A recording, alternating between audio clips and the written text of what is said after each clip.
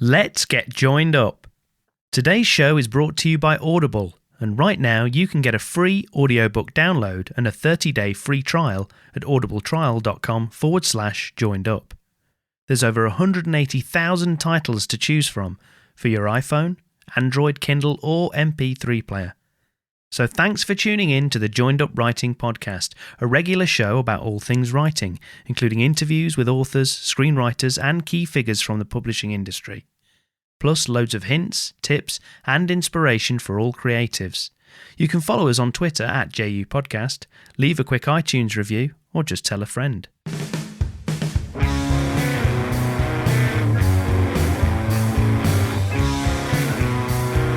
Joined Up Writing.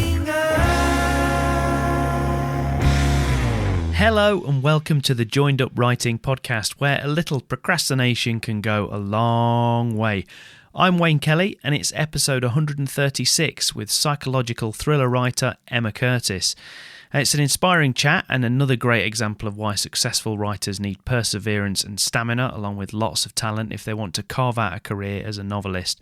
Emma has loads of insight and tips to share on her process and her path to publication. A quick catch-up from me before we get to the interview, and I just wanted to talk a little bit about a subject that came up as part of my chat with Lizzie Enfield a couple of weeks ago, actually, specifically because she's written a writing book that deals directly with the issue called Finish Your Book, How to Complete Your Half-Written Novel. Well, this week I had a great email from listener Pat. I'll redact all the praise, Pat, although I did really appreciate the kind words. But Pat talked about the difficulty he's having working on the final third of his first draft. Now, like many of us, he's got a busy day job and plenty of other real-life commitments like family and everything else. So he's finding it difficult to be productive when he finally gets to the page. So I've suggested a couple of things to Pat in my email reply, but I thought it might be worth touching on a few things on here as well. So the first thing I'd say is that if learning the craft of writing over a couple of decades and doing this podcast for the last 6 years has taught me anything, there are no rules. Anything that works for me might not work for you, and vice versa. But with that said, when you get into a rut, changing it up in any way, big or small, can often be the key to rediscovering your mojo and finding your momentum. So start by asking yourself, when is the best time of day to write? And by that, I don't just mean when is currently the most practical or convenient time to write. I mean, when do you think you're actually at your best? Because writing takes a lot of energy and you need to be sharp, alert and ready to get creative. So for me, that's early morning, before I get bogged down with my day job or any other real life stuff. Depending on my work schedule, that might mean getting up an hour early to write. But for other people, their golden hour is at the end of the day, after they've cleared the in tray, put the kids to bed and drawn a line under their workday. That's when the creative side of their brain comes to life, and that's when they do their best work. But the point is, try working at different times until you find what works for you. Now, we've talked about the Pomodoro system on here before, or setting a short timer so that you write in short, sharp bursts. That's worked really well for me in the past, and I often find I want to carry on long after the buzzer has sounded. But something else that I use to bolster my urge to write and rekindle the flame is morning pages, an idea borrowed from Julia Cameron's The Artist's Way. I can't really explain why this works, but it does, so definitely give it a try. Get a notebook, and every morning, before you do anything else, fill a predetermined number of pages, I used to do 4 A5 sized pages, with handwritten text. It doesn't have to be about your novel or in fact be any kind of creative writing, it's just writing for writing's sake. You can start with a stream of consciousness or the first thing that comes to mind, no matter how flimsy or meaningless, doesn't matter, just write. You might be self-conscious to begin with, but remember, it's never meant to see the light of day, it's for your eyes only, and in fact one of the rules that Julia says is that you're not even supposed to look back over it. And I have cheated on that, and I've looked back on it after a few months or so, but the point is, don't get self-conscious about it, just keep going. And after a while, you just find that something magical happens. It just starts to flow. It could be anything. It might be moaning about what you have to do today, or how you disagree with your boss, or what you want to work on next, or what you're having for tea. It Honestly, it doesn't matter. After a couple of days, it becomes a habit, and you might find, as I did, that you actually look forward to doing it. Sometimes I did end up writing about whatever novel or script I was working on, and incredibly, after just a few days, it refilled my creative well, and I fell in love with writing all over again. I couldn't wait to get back to whatever writing project I'd got on the go at the time. So definitely give that a try. And my final tip, for today at least, is to get inspiration from other writers and books. And now hopefully this podcast helps a bit with that, but Stephen King's On Writing, which gets yet another mention in today's interview actually, is a great book for firing you up. And the other book I'd recommend specifically for those of you like Pat who are languishing in the final part of your first draft is to grab a copy of Lizzie Enfield's book, because it's a quick read, it's full of practical tips, and you'll definitely find something in there to help you. So thanks again to Pat for suggesting that as a topic, and good luck with the book, Pat. Can't wait to hear how you get on. What about everyone else? How are your projects going? What sorts of questions, themes and topics do you want me and my guests to cover in future episodes? Well, you can let me know by tweeting me at JUPodcast, emailing wayne@waynekellywrites.com, or dropping me a line on the FB page. Also, don't forget to join the email mailing list at joinedupwriting.co.uk, as it's totally free, and you can even read a couple of my short stories when you sign up. And you'll be the first to find out about upcoming shows and events. Right, let's get to today's interview with Emma Curtis. So Emma was born in Brighton and now lives in London with her husband. After raising 2 children and working various jobs, her fascination with the darker side of domestic life inspired her to write her acclaimed psychological suspense thrillers One Little Mistake, When I Find You, The Night You Left, and her latest book, Keep Her Quiet, which is out right now. So here's our Skype chat recorded just last week. Joined up writing. Okay, Emma, thanks a million for joining me on Joined Up Writing. Really appreciate it. So why don't you just start off by giving us a sense of where you're speaking from and how things are going at the minute. I'm speaking from Richmond. Things are going fine. I had a pretty good lockdown, really, because I'd started a book about the week before. Right. 23rd one. So I literally just threw myself into that. It was tricky. Everybody on Twitter was saying they're having problems in the past 2 weeks. That's what it was, but actually, once you adjust, it was fine. I got the book first draft written. That's great. Yeah, and as you say, it's unusual as well, because lots of people were kind of really struggling with it, with kind of not getting distracted. But do you think it probably helped because you just started kind of just before it all kicked off? Yes, and because I have such a kind of rigid way of working, I'm not very flexible with myself. I do 2,000 words a day, come what may, for the first draft. Yeah. So I don't distract that easily. A little bit more than usual. But it's just, if I set myself a deadline or an aim, I have to do it. And off you go. Yeah. Well, we'll get onto that in a little while, but why don't you start off by telling us about your new book, So Keep Her Quiet. Keep Her Quiet. Yeah, that's out there now on ebook and coming out later in paperback. Somebody tweeted a lovely kind of one-liner for it.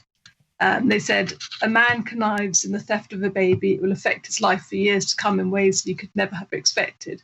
That does kind of sum it up. It's great when people do that for you, isn't it? Because it's it's so hard to do for your own book. Yes, when people ask me what my book's like, I go and check on a blog and they tell me exactly what it's about. But it's basically, it starts in 1989 when a baby is stolen from St Thomas's Hospital, which happened for real in the beginning of 1990, about 3 weeks before I was due to give birth at exactly the same place. Right. My first child. So when we went to our last antenatal things, the police were there and it was all big news. So that sort of thing stays with you, especially your first baby, all the anxiety. It was awful. The baby was found after about 3 weeks, but it really wasn't. But after that, I couldn't set the book later because after that, security just became so tight around maternity wards that it wouldn't really have been possible. And the cameras went up and you couldn't get away with it now. So that was kind of the jumping off point. That was a jumping off point because she could so easily back then have got away with it. Yeah. And how did you, I mean, it seems strange because, you know, I'm in mid-40s, so to think about something that's late like late 80s, early 90s or whatever. Seems funny to say that it's a period piece, but it is a period piece.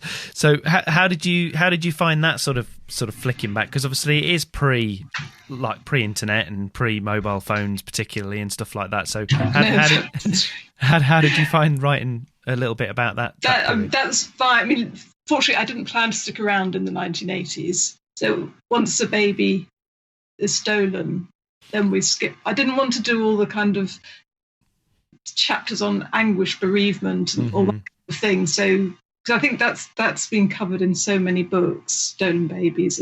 It's more about when 16 years later, when this baby grows up. So that took me to 2005, I think. So you didn't have to linger too much. So no. And it sounds like, as you mentioned there, because you kind of tying it, the initial jumping off point was something that happened around the same time you had your first child. So kind of sounds like it sort of starts, the seed of the idea comes from your own personal anxiety around that. Would you say that's fair to say? Do you think that's the case with a lot of psychological thrillers? I think so. I think it is one of those things where you have to dig deep. I mean, up to a certain extent, the whole atmosphere anyway since I had children has changed. Everybody's kind of terrified their child's going to be abducted or whatever. Which before that, I don't think people were so much. It was such a kind of unexpected thing to happen, such a shocker. So times have changed, and we do all worry more. We don't let our kids go out and play out in the street and as much as people used to. And so that's kind of domestic noir. So kind of, this is your fourth book, isn't it, so far? Is yes. that right? And it's my fourth. It's actually my fifth, but we don't talk about the first one. Well, I do if anybody will listen. Was your first one? Was it actually published, or was it? Yes. My first one. Oh, it was awful. And honestly, I'd spent. I can't tell you how many years trying to get an agent and trying to get published. So it was such a huge thrill. So when it didn't sell at all, it was just awful. It was mortifying. I should imagine it was. Was that in the same genre or? No, it wasn't. It was kind of, I suppose they call it accessible literary type book with an odd concept. And I think books with concepts, they either work or they don't. There's no in between. Your reader either kind of goes with it or they don't. Yeah. I mean, my agent took me on because she loved it, and then she got a publisher very quickly. And fortunately for me, they gave me a 2-book deal. Otherwise, I don't think they would have taken the book off me. Well, it obviously worked for you. I mean, obviously, I'm guessing that it sounds like you still find it. Well, not irritating, but probably you'd obviously have sooner of it done well and everything. But it did lead into you be able to. It did, yeah. Actually have a career. Even not done well, even done something. It was a shame. It was a lovely book, but it did open doors for me, and that was fantastic. Is it still out there? Can people still find it? They can. It's called How to Make a Friend, and it's by Fleur Smithick, which is my other name. So anyway, what happened was, because that gave me a bad track record, and it's the last thing you want because it means that shops won't stock your next book. Sure. We changed my name and rebooted. And off you went. But obviously that's as you say, it's must have been difficult for you to kind of go through that. How did you feel? So when you started had you already started your second book at that point? Or had you kind of written the second book before the first one had come out? Oh yeah, well that was another tragedy. I'd written a second book because when I got the contract for How to Make a Friend, the contract said they wanted a similar book for the second book, and by that time everybody wanted psychological suspense, but I hadn't kind of got that memo. So I'd written another odd concepty book, and the Transworld just weren't interested, didn't want it. So I picked myself up off the floor once again, and then wrote One Little Mistake, which did really well, thankfully. A learning curve. Yeah, well, it's funny because it's the person I spoke to last week, that's the podcast that's coming out tomorrow, which was Lauren North. She had a really similar situation with her second book. Yes, a similar sort of thing where she'd written it and they didn't want it, or it wasn't when she kind of got knocked back and it's like, oh, it's not what we thought it was going to be and we don't want it. And it must be such a difficult thing to go through, and I presume doubly so for you from the point of view that, as you say, the first book hadn't done what you wanted it to do. So it must have been a tough time. It must have been difficult to dust yourself off and go again.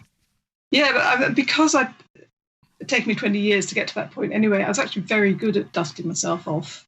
You were well practiced. My middle name, yes. So it wasn't. While it was happening, I just found it all so humiliating and awful. But actually, once I'd kind of got over that and got through and got one little mistake out, and then fine. You do learn to get up again. What do you think you learned from the experience?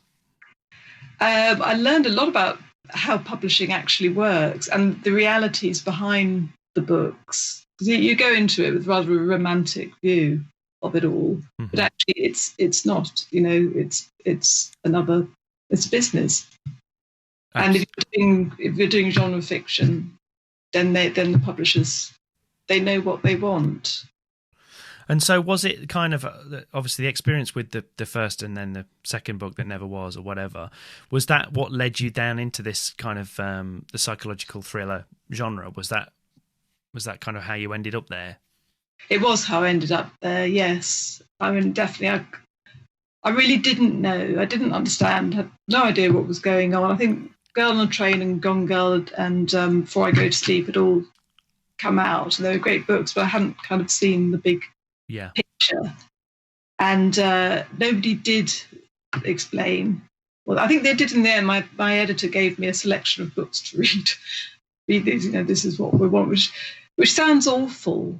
No, it doesn't. In the end, it's almost easier to be with yourself writing within a genre, because you know where you are. You know that you can do what you want and be originals within a framework that you kind of know is going to work. Yeah, and I was going to ask you about that because I'd seen in a previous interview that you did, you kind of talked about that. You talked about the fact that and I kind of know what you mean, the fact that sometimes the tropes or the structure that you get with certain genres kind of give you a strange kind of freedom in a way, because you kind of know what the limits are and kind of what as you called it, the framework. So for you, but kind of explain what you mean by that in that terms of that freedom, and also for you, what do you think are the key elements of psychological suspense or domestic noir?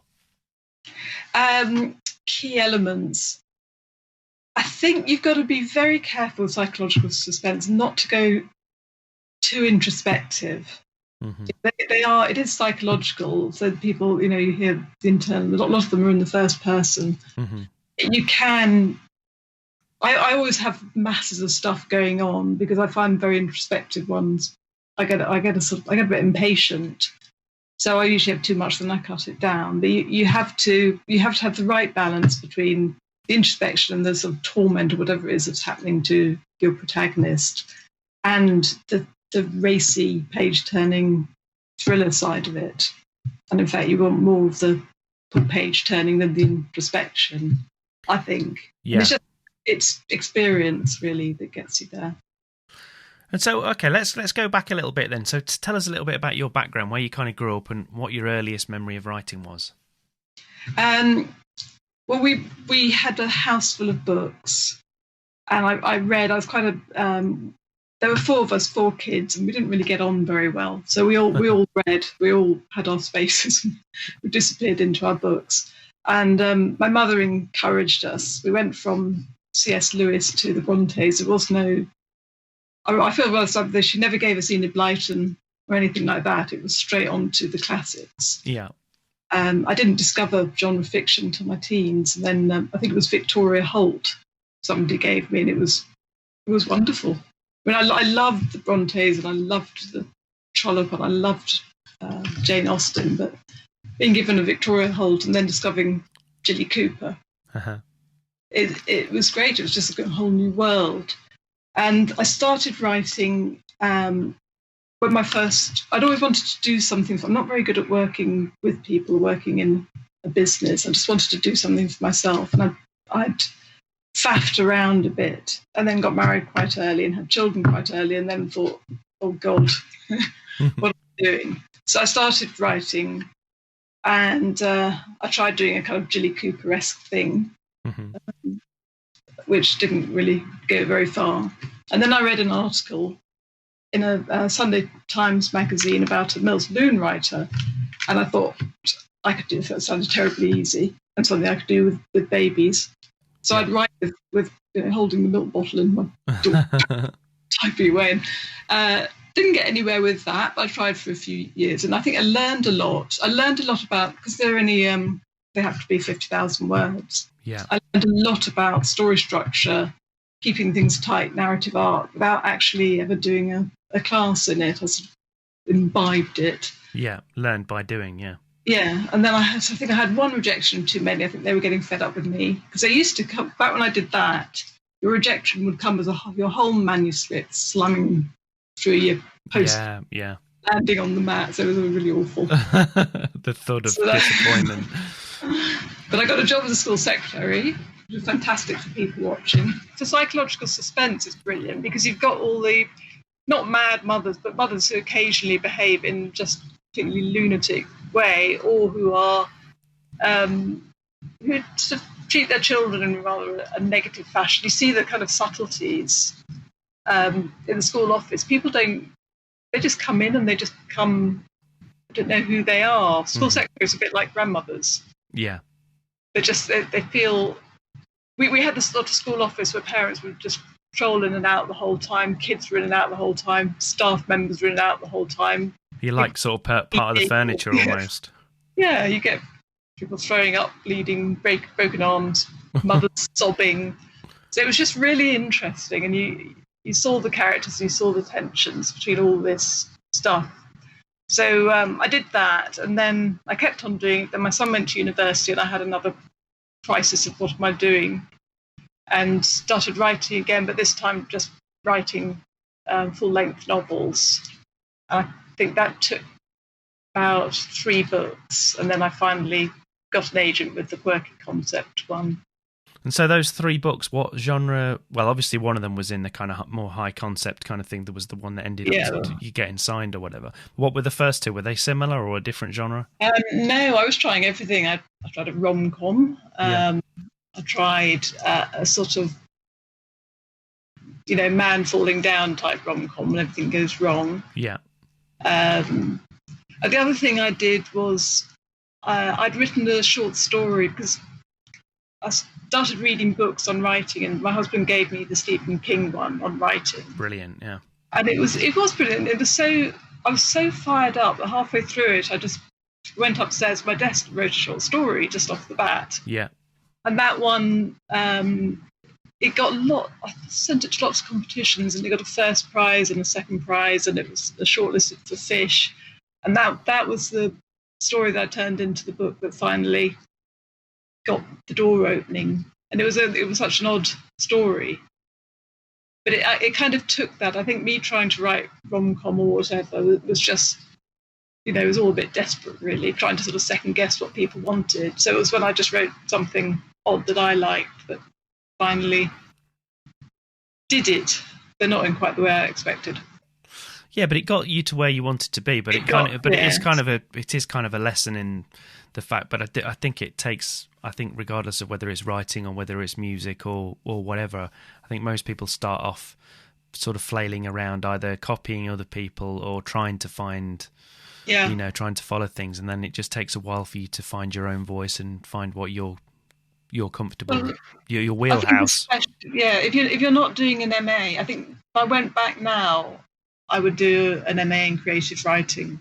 You would? Why is that? I think so, just because I was so naive. I had no connections, no networking. I knew nobody, and had no idea what I was doing. I think I probably could have lopped a few years off if I'd done an MA.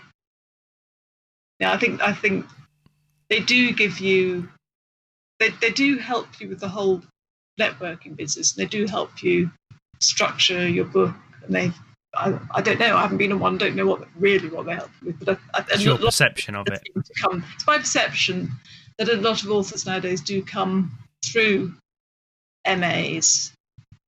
Because I was just absolutely determined to get published, come what may. But I still, every time I go to a day workshop somewhere, and the first thing you do is get a lecture on how you're never going to be published, because they get 2,000 submissions a year and they might choose one person. So they take your money and tell you didn't stand a chance. And then teach you a few things. So a little bit, I think I would do one.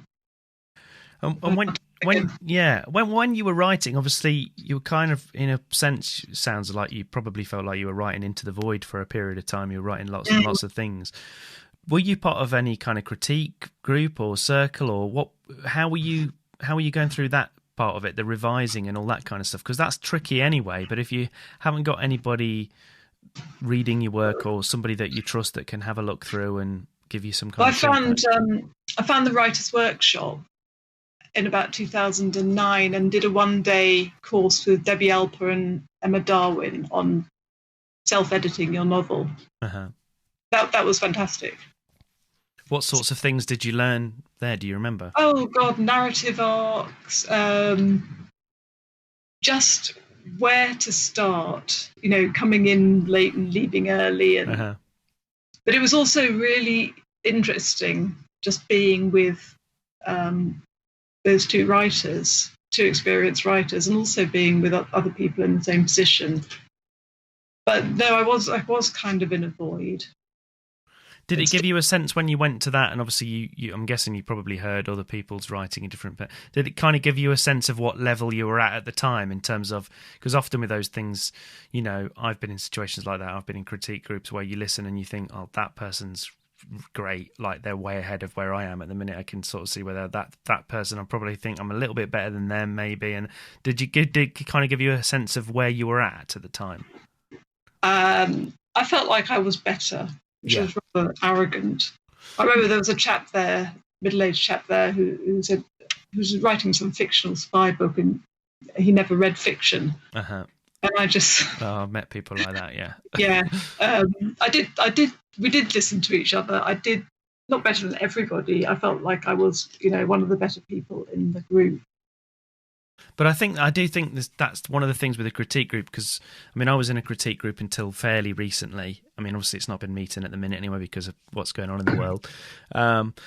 But I do think I found it useful, even if somebody was, maybe they were a new writer and they weren't as far along as you or whatever. But I often still learned things. I learned a lot in giving critique. I often found when you can you can listen to something or you can read something and you can spot the problems with it and you can spot what needs to change. That's actually a really good learning experience in itself. I think giving critique is just as important as getting it. Yes, hugely. And also, you have to make yourself be humble when you're listening to somebody critiquing yours. Yeah. I did go, but when I felt like I was getting somewhere with the concept novel, I did give it to Debbie Alper to professionally edit. Mm-hmm. Because I've when we moved to Richmond, I thought I'll find a writing group. I found a writing group, and it was awful actually. Mm-hmm. It's a rather nasty poet being mean to everybody, and so terrible. It just I couldn't. It's so hard to find a good one. That's the thing. I counted myself fortunate. I was in what I thought was a really good, nice little group of writers. But even within that, obviously, you get personality clashes, and you get the person that just wants to go to read out and just be listened to, and they're not the slightest bit interested in hearing any critique of any description. You normally get at least one of those. You get the angry poet. That's another one, as you say. An angry poet. Jilted lover. Often you get with a poet. There's you normally have someone that's had probably quite a lot of bad experiences with their love life, and it comes out in their poetry. Yes. It's like therapy class. Yeah, exactly. Well, they frighten me off. Yeah, exactly. Yeah, I know exactly what you mean. So, the one that actually went to How to Make a Friend in the end, and obviously that got you representation and everything. And I know it was a bit of a painful experience after that. But when you actually did that, so when you started submitting that, did you submit it to lots of places? How did you go about that whole kind of, what was your path to publication? Well, I did, because when I've submitted before, I've submitted half a dozen and got half a dozen rejections, and then just chucked the whole thing in the bin. So this time I made myself submit 3 a day for 3 weeks, so that by the time they started coming back, I didn't just dump it. And then I got I got 4 who wanted to see the whole thing. And yeah, no, it was great. I don't think with my other books, if I'd done that, I would have got an agent. I don't think they were ready. But you probably just instinctively felt that one was closer to where it needed to be, yeah. Yeah, and I'd spent a lot of money on editing. So this one wasn't going in the bin. Yeah, exactly. Yeah, you needed to give it the best shot. And do you remember? So out of the 4 full requests, was it one person that came back, or was it more than that after that? One person came back, didn't want it. The second person did. The other 2 that I'd already accepted, my agent. But oh god, it was the best day of my life. I bet it was. Do you still remember it? Oh yes. It was wonderful. There was one I'd fantasized for so long about going to see an agent. It was just very, very nice.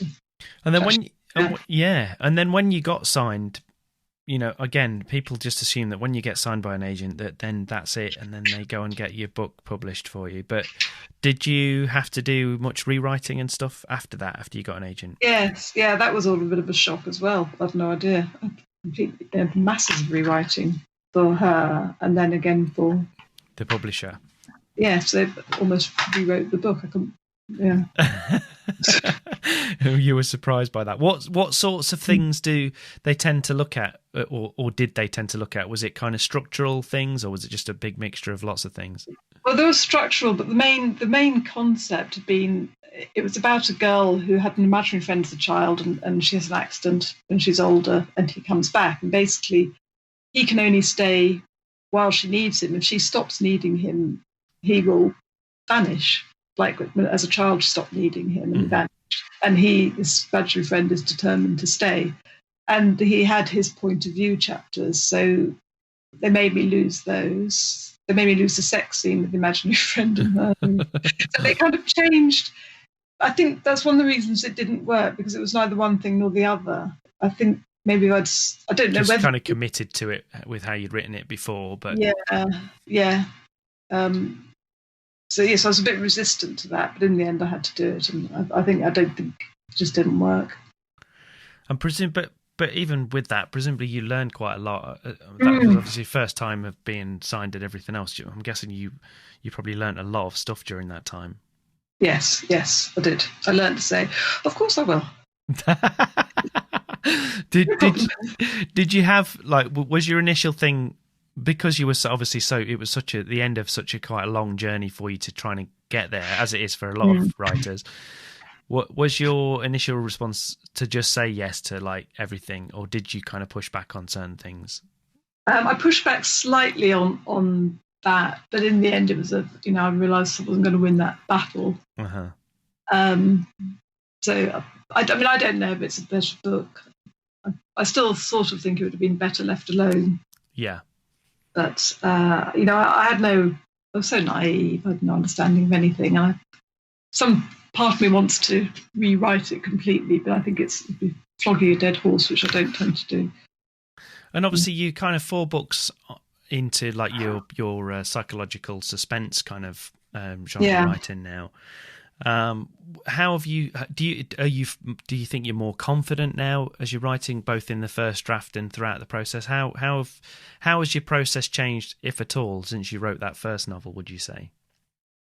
I'm definitely more confident. I don't worry over writing style. I tend to set off at the beginning of a novel over writing horribly, and then just go back and get rid of all that. But yeah, I'm more confident that what's coming out of my mind onto the paper feels natural. It's you. It's me, and I've always enjoyed dialogue, and I've always been quite good at the dialogue side of things. The things that I found harder are descriptive areas. I have to go back and actually think: do I need to do description here? Do we need to that kind of creating sense of place that some authors are absolutely fantastic at? Mm-hmm. But actually, that I have to sit and really think about.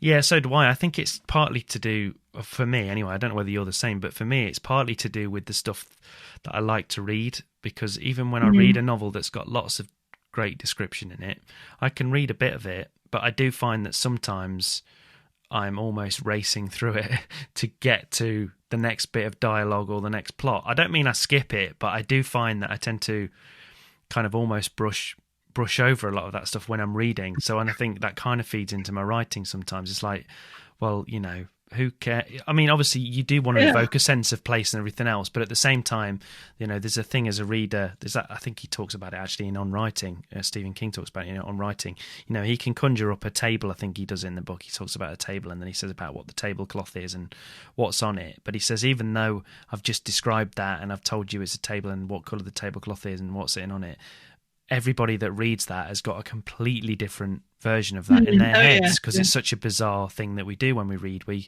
We're all individually, uniquely conjuring up something in our mind. So my thing is always, well, just give them enough to be able to do that, and then move on. But I think that's just how I feel about when I'm reading things. I think that's what it's to do with. Cut out the boring bits. Yeah, basically. Yeah, skip. Although some writers can write description pieces and long paragraphs. I know you just want to read every single word. Yeah, absolutely. I don't know how they do that. And just brilliant turns of phrases. But yeah, I'm not that writer either.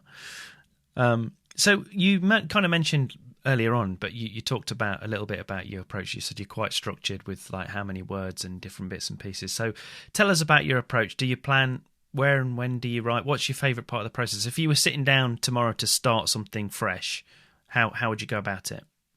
Well, I plan more and more now. But once I've planned, and then once everybody's agreed that that's the book they want, I love doing the first draft. Really enjoy that, and it's unfortunately the quickest bit of the whole process. The editing takes so much longer.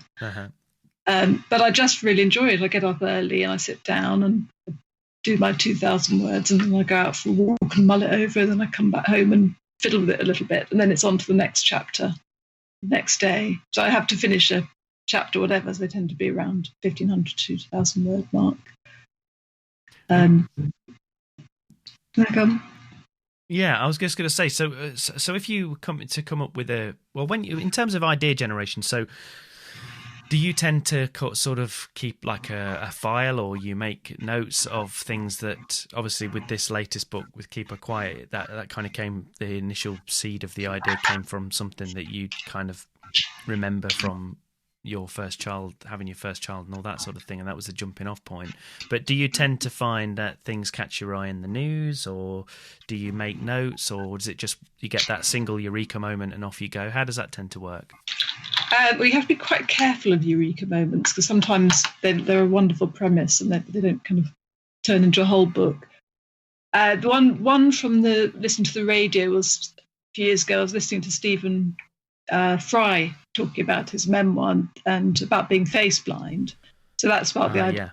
I Find You. The Night You Left came from a conversation with a neighbour at a drinks around the corner, telling me about something that had happened in his childhood, which has just appalled me so much that I did ask permission, but I did use that. Yeah. And bullying. I mean, I had 3 years at school when I was intensively, methodically bullied, very efficiently. Right. So that kind of stays with you. So that this was about this chap being bullied in a really odd way. So the way people treat each other, anything like that comes up. Because you move on from your school days and you move on from being bullied. But what stays with you is the question of why. Yeah, absolutely. Why me? Yeah. What is it about me? That kind of never leaves you, and that affects your relationships later on in life. Because although you've grown up and you've changed and you've got family and everything's going fine, there's always that little niggle that maybe it's something about me. Yeah.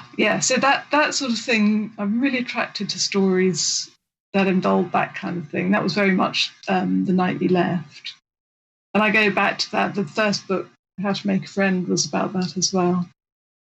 But you can't dwell on it too much. So I try to kind of avoid, bringing.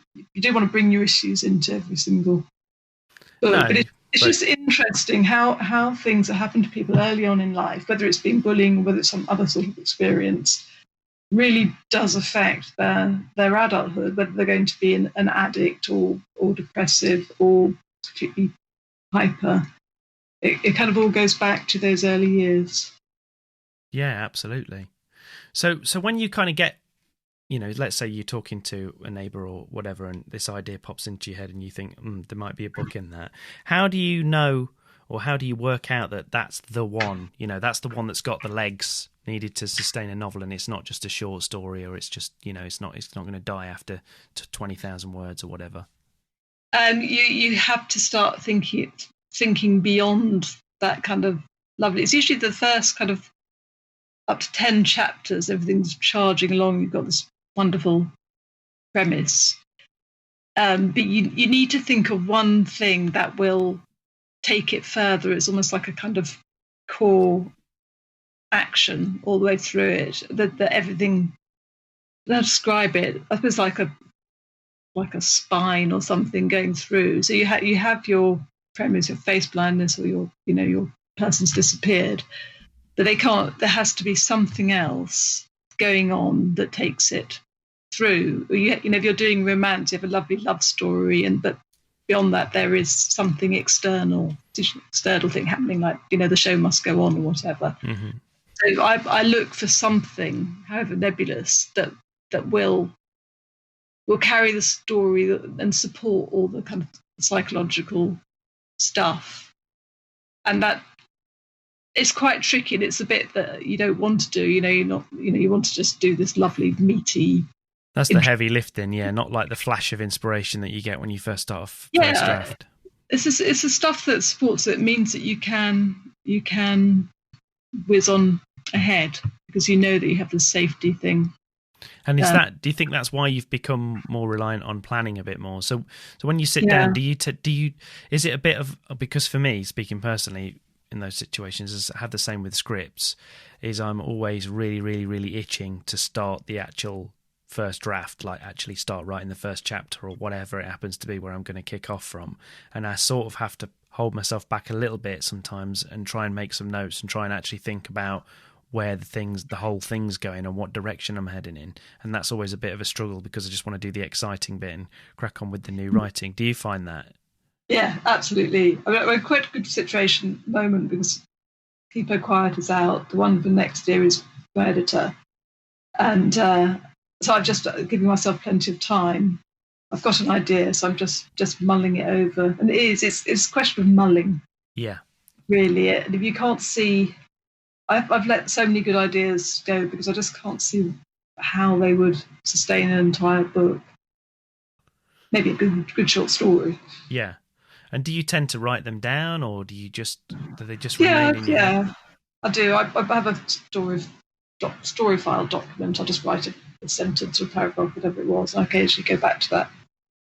And mostly, if I haven't used them, there's usually a reason. Yeah. That it's not kicked off and it needs just that little bit of extra.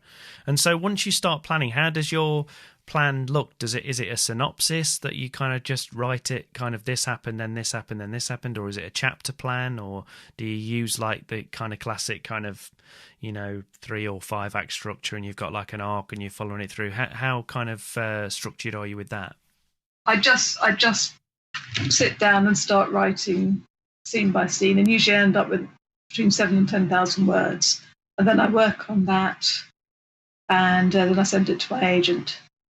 And she'll comment and I'll do some more work on it. And then decide whether that, and kind of, so it's before you even start writing the novel, you kind of get some sense of whether they want it or not. Yes, because I've had a couple that have done a lot of work on, sent it to my agent, and it's no go. And one was because she couldn't see why she'd be rooting for any of the characters in the book, so couldn't quite see who she would bring on. So that, and because you're so close to it, you don't always see that. Or they're just also appalling, they lose sympathy with the reader. Yeah. So that's what was really nice about having Becky, is that she's very She's very good, very honest. And you've obviously developed trust over a period of time. Yeah. Yes. But I do trust, and I think you have to, unless you're extraordinarily famous or the sort of, or you're more literary when it's very much your thing and you can do something different every time. I think with commercial genre fiction, you have to trust the people who want to send your book. Yeah, absolutely. And so that 7,000 to 10,000 words, well, synopsis or whatever you want to call it, do you write it like a synopsis? It's in present tense, and do you introduce bits of dialogue in there, or is it literally just very nuts and bolts, scene by scene? I try and write it as entertaining as I can. I do introduce the odd bit of dialogue, just suddenly pops into my head and I put it in. So it sort of moves the scene on, but not more than probably twice, 2 or 3 times in it. I try and write it because I wrote so many short stories at one stage. Mm-hmm. I almost write it like it's a cross between a short story and a synopsis. I suppose I call it a proposal, but that sounds so dry. Yeah, but I suppose technically speaking, that's kind of what it is. I guess that's what it would be called in the industry, I suppose. You're writing your proposal, and you're waiting for the judgment to come back on it. Yes. Can I write this one, please? Yeah, please. So, kind of as we move to wrapping things up, what would you say has been the most helpful piece of creative or inspirational advice that you've been given along the way? Well, the one thing that actually really did help was reading this book called Reacher Said Nothing by Andy Martin, and what he's doing, he follows Lee Child through the writing of one of his books. It's a great book, it really is. Yeah, I haven't heard of that before. What was the name of the author, sorry? It's called Reacher Says Nothing. Yeah. It's called, and Andy Martin. And he goes and stays with Lee Child, and he follows the writing, and it's just, you really should read it. It's absolutely wonderful. Yeah, that sounds great. It says, which you do sort of know instinctively, but to hear it say is that you write the slow scenes fast and you write the fast scenes slow. So I've really made myself, when it comes to the sort of action scenes around the end, it's just to slow right down on those. And also, I've noticed, I really enjoy Harlan Coben books. I've noticed when he gets to the end, he really slows it down. He'll even nip over and have another scene with somebody else right in the middle of the kind of nail-biting final. To make you desperate to get, yeah. Yeah, so that's something that, it's such a kind of obvious thing, but you don't always see it. And also when you're doing action scenes, you tend to write them quite fast. But no, you want to see that bullet slowly exit the gun and slowly, Yeah, which, as you say, is why we have slow motion in films. Yeah. I think films and TV programs are quite helpful psychological suspense.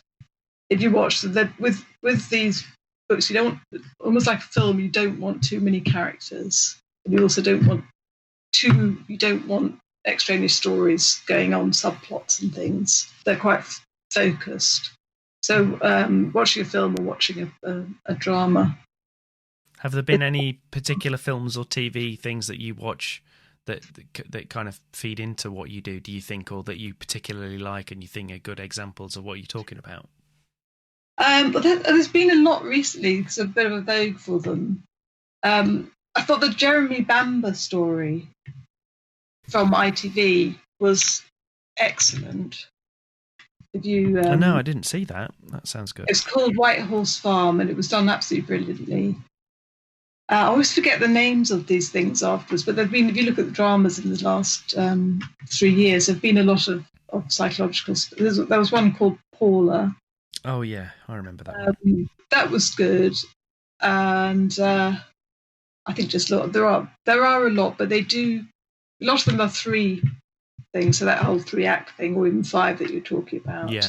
Just watching how there was one with David Tennant recently where a whole family died in a fire. Oh, I didn't see that, but I remember seeing the trailer for it, yeah. And also, in fact, Dr. Foster, fantastic. Yeah. That's Saran Jones, that isn't sort it? of telly, yes. Yeah, great stuff. So there's lots to learn there. Okay, well, good luck with Keep Her Quiet. Obviously, you've obviously got lots of other irons in the fire as well. So can you give us a sense? I mean, I know it's a bit early, you might not be able to, but can you give us a sense of what's up next, but also where people can find out more about you and find you online? I'm mostly on Twitter. You can find me on Twitter, Emma Curtis Books. I like Twitter, the writer side of Twitter. Anyway, I mute all the political words, so I don't see any of that. Yeah, that's good. That's a good idea. That's the worst bit of Twitter. I agree. And the next book, which hasn't got a title, one that's with my editor, is about a tenant. A tenant. A tenant. I wanted to be called The Tenant, but somebody else has already taken that title, unfortunately. So you've got to come up with something else. I guess there's a whole other thing that we could talk about with titles. That's always fun. Yes. The hardest thing, just sum up your whole novel in a couple of words. Make it sellable. Yeah, well, that's great. Well, good luck with the latest book as well. Thank you. And thanks for coming on. But for now, thanks a lot, Emma. It's been great to talk to you. Thanks. Bye, Wayne. Joined up writing.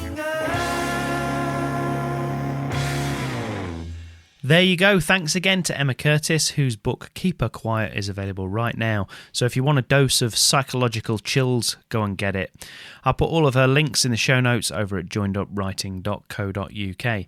That's it for this week, but don't forget you can find the entire back catalogue of interviews on the website. Make sure you subscribe at Apple Podcasts, Stitcher, Spotify, Overcast, or wherever else you get your podcasts to have the podcast downloaded automatically every week. Also remember to leave us a nice rating and review on Apple Podcasts because it really does help others to find the show. Or, you can just tell a friend or 5.